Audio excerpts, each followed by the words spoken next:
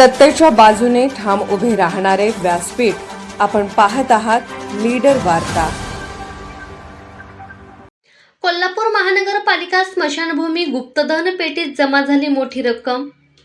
दिनांक 14 कोल्हापूर महानगरपालिका यांच्या स्मशानभूमी परिसरातील गुप्तधन पेटीत नागरिकांकडून श्रद्धेपोटी टाकण्यात आलेली मोठी रक्कम जमा झाली आहे।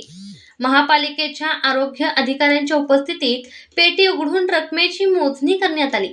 यावेळी पेटीतून रोख रक्कम, नाणी तसेच विविध मूल्यांच्या नोटा आढळून आल्या।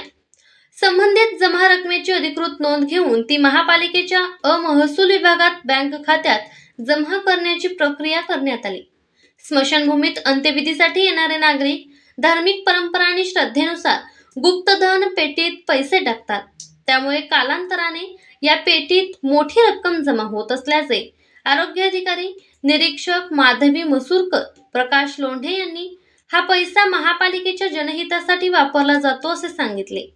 त्यावेळी कर्मचारी सूरज गुंकीकर, दयानंद कांबळे, बाबासाहेब भोसले, निशिकांत कांबळे उपस्थित होते। महापालिकेकडून पेटीची नियमित तपासणी व पारदर्शक पद्धतीने रकमेची मोजणी करण्यावर भर देण्यात येत असल्याची माहिती देण्यात आली। आपण जे दानपेटीतील पैसा कोणत्या कारणासाठी वापरला जातो त्याचा JR किंवा ठराव आहे का?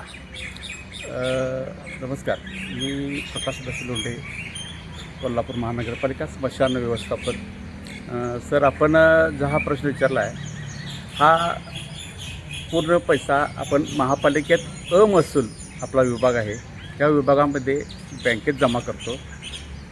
त्याची रसीद आम्ही नगदी विभागाला देतो। त्यानंतर हा जे मिळालेलं दान आहे ते महापालिकेच्या जनहितातील कामासाठी उपयोग केला जातो।